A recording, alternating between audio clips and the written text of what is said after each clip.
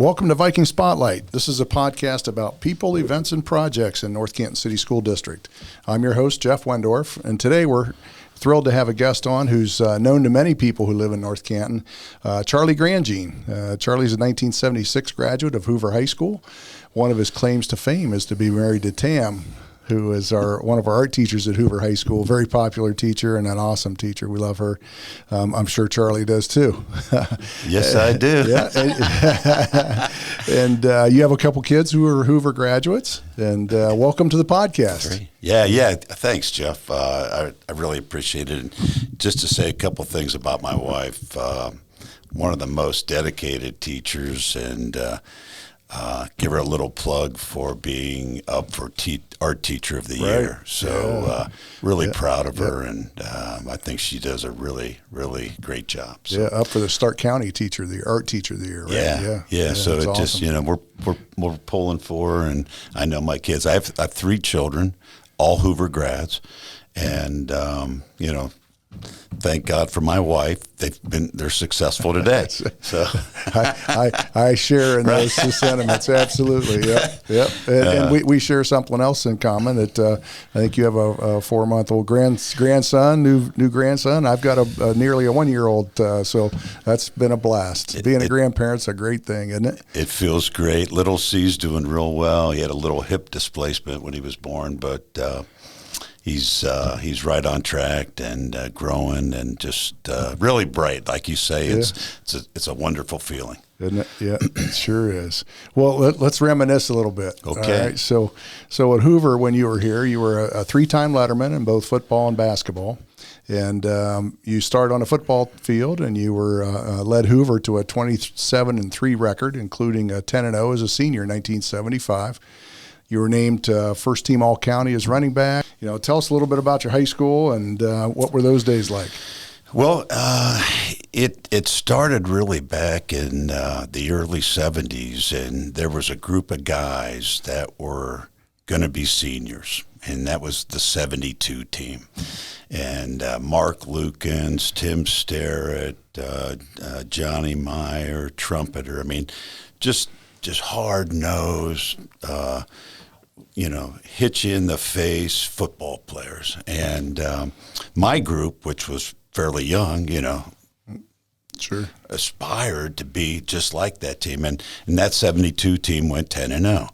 So we made it our goal each year to do a little bit more. And Don Hertler Sr., as you know, was the head coach. And we had Gordy Nisley, which was the offensive coordinator, and then Roger Viscount was our defensive coordinator, and we just tried to work every year to get a little bit better, and then got lucky in our last year and went undefeated. So it was a ball. Oh yeah. Those are special times when you're able to do that with a group of guys, and you see it coming. And after 3 years of hard work, 4 years of hard work, it comes to fruition. That's awesome.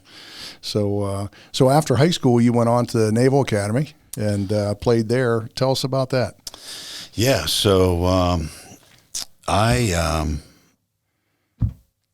applied for the Naval Academy. And a gentleman by the last name of Fonts, which used to coach for the Cleveland Browns, came in one day and said, "Hey, would you be interested in checking out the Naval Academy?" And went home to talk to my dad, of course, and Mom, and said, "Hey, what do you think?" And my dad's going, "Yeah, please, yeah." And so one thing led to another, and I took the SATs, okay? And the bad thing is I had a offer from OU, full ride, and I'm thinking, okay, I got this in my pocket.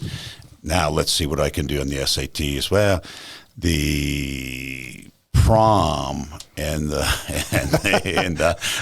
night before the prom. How dare they schedule the SAT and a prom at the same time, right? So, anyways, I was a little tired the next morning, and so I didn't do really well on my SATs.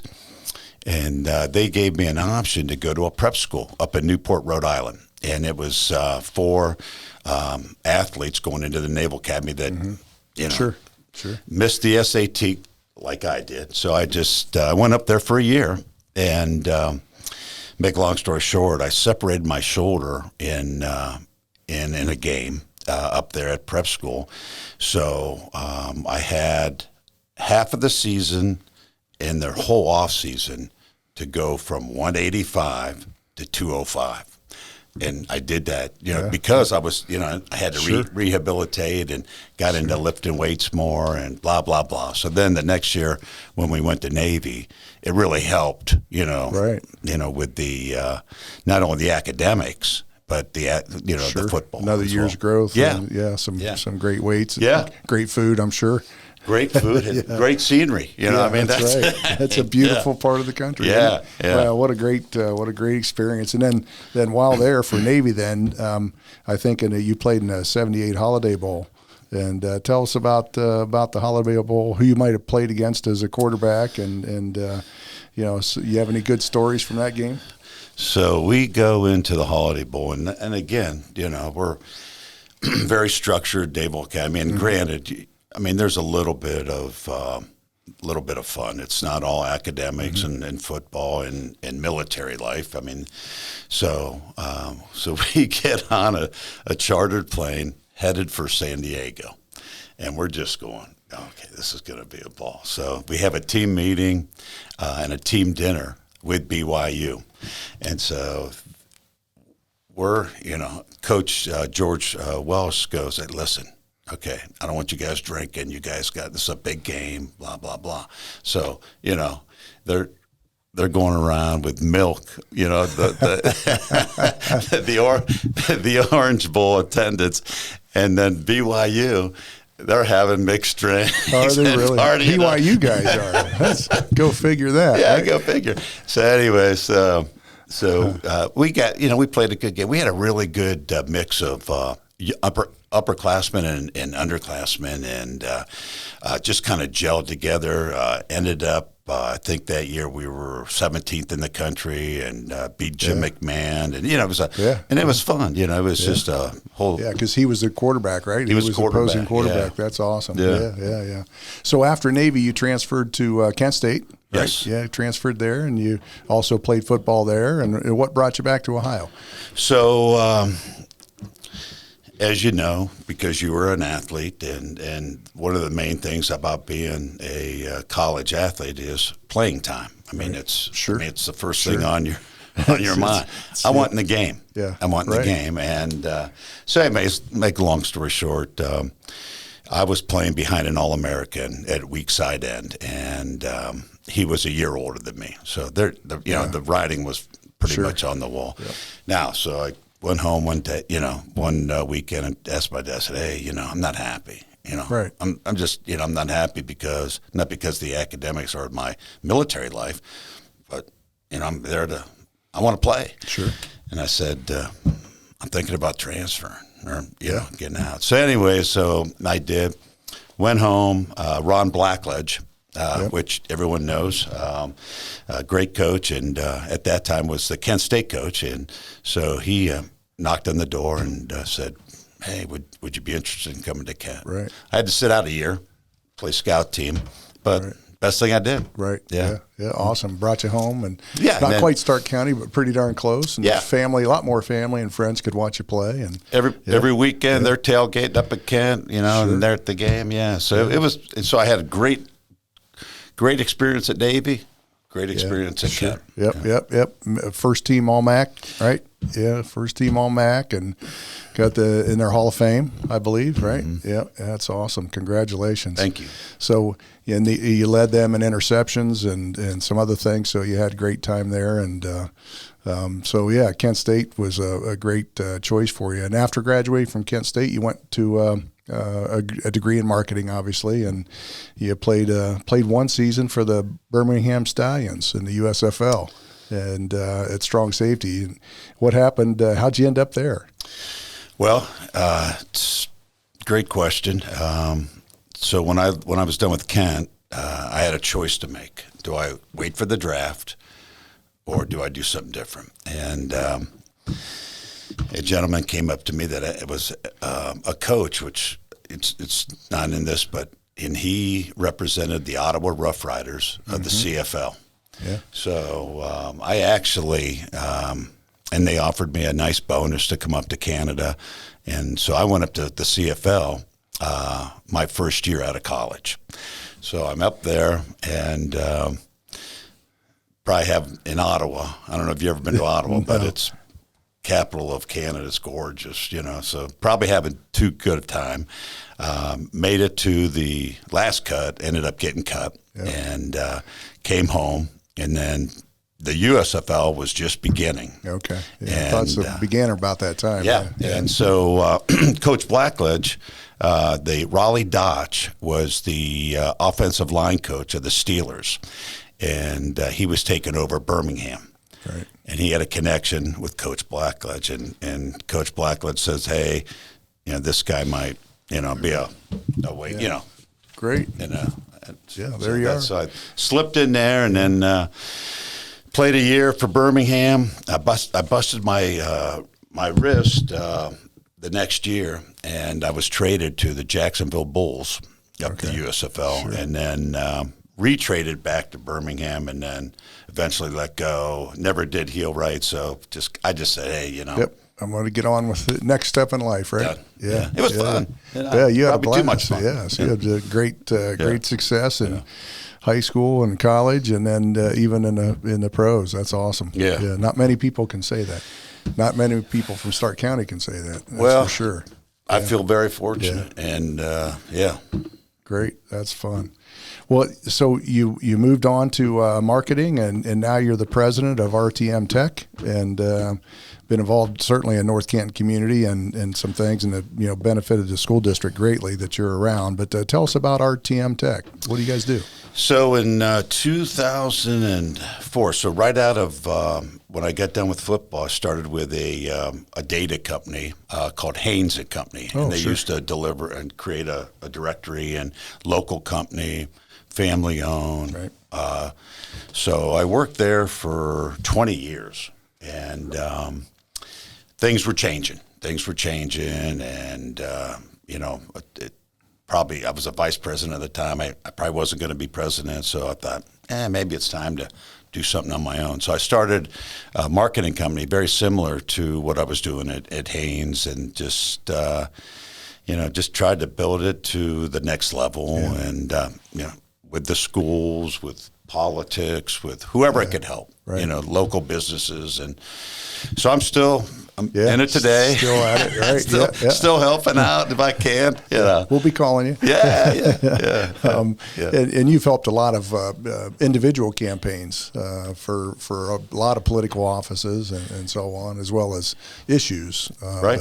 So you've helped quite a few people, and you're the quiet partner that has all the data, and that's the good stuff, right? As far as registered voters and those kind of things. Well, and I think it's, some people overlook it, and the data is so important because it means whether you win or lose, a lot of times in a close race. And I know that we rely on loyal voters, and and anything I can do, whether I made a monetary value from it or not for this school system, I would do in a heartbeat. I mean, I feel an allegiance to this school, and the only thing I want is to see it grow. Yeah. I really do. And so, I'm proud to think that, we are trying to take these students to the next level at all times and give them those opportunities, because I had them.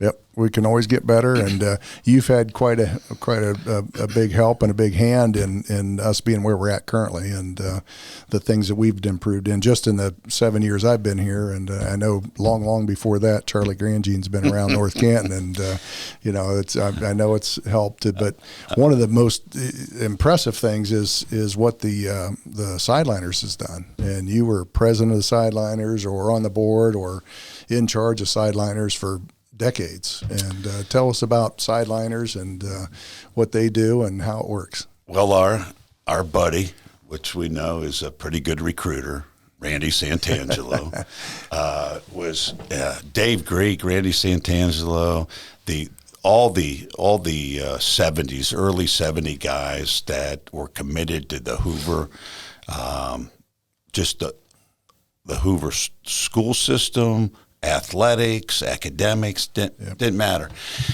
Were part of the Sideliners, and they came up to me one day, and I wasn't. They go, just come to a meeting, and it's no big deal. It's dope, no pressure. You don't have to join. Blah blah blah. So I go up and I go, whatever. That's seems worthwhile. Got a little bit more involved, and really, the dedication from those individuals, even before, like when I was playing, there was a Hoover Sideliners, right. And so that's a little way for me to give back to the young members of the arts, the academics, the athletics in Hoover. So it's been since that time retired from the Sideliners, but if they ever needed me, of course, I would always help out. Well, I tell you what you especially and the Sideliners has done for our programs, and you mentioned arts, athletics, and academics. It's amazing what that essentially a booster group, support group has done for all of those. And we have the other booster groups for each individual area, but the Sideliners has been super dedicated, super supportive, and we're glad it's still thriving, and encourage our listeners to check out it. Just find it. I think there's a link on the website. You can find them. Just look up Hoover Sideliners, and you'll be able to find them and find a way to join and help out any way you can. Exactly right. I would strongly encourage some of the young parents that have young children in the system to get involved, because it's the new dedication, right. The younger next individuals, to get in there and take it to the next level. Because I'm sure there's a lot more things that we could have done, right. That would have got us up and over. But the bottom line is, I think anybody that came to us and was genuinely involved in something that we supported, 99% of the time, what do you need? Right. We're behind you. So. Just such a giving organization, and that's it sounds like you and your career both in high school and college and business has been about where you're from and loyalty. You mentioned that early on, and giving back, and so like I said before, it's part of our success, and I'll say the school district and the community success is some of your fault. Well, I appreciate that, and I'm happy just to be one little clog in the wheel to help out, because I know you guys, and I really appreciate what you guys do, because you've been dedicated. You're looking for the future. You want our students to grow, and no offense, but the next generation, we got to count on them. Right. They're going to be our leaders. Right. We have to make sure that those people have the same opportunities that we had. Right. Exactly right. Yep. And hopefully we're doing that in good fashion. So, Well, Charlie, we really appreciate you being here today and sharing us a little bit more about Charlie Grandjean. But anything else well, you want to share? I hope I didn't bore you. No, not at all. No. Yeah. So anything else you want to share? No, not at all. I appreciate it. Yeah. You mentioned a lot of names, early, and that your teammates, you mentioned people along the way, and it's a great community full of great people. It really is. And, so we're so glad you're part of it and part of our community, and we appreciate your time today, and hope our listeners have enjoyed it, and thank our listeners today. And this podcast is a great way, especially today, for us to share information about the district and about our community and about our friends. And we welcome any questions about our podcast or suggestions for future topics. So if you need to get a hold of us or have any ideas, let us know. The email is vikingspotlight@northcantonschools.org, and we also welcome your thoughts about the Sideliners and any other way you can help support North Canton Schools. Thank you very much, and as always, go Vikings. Go Vikes.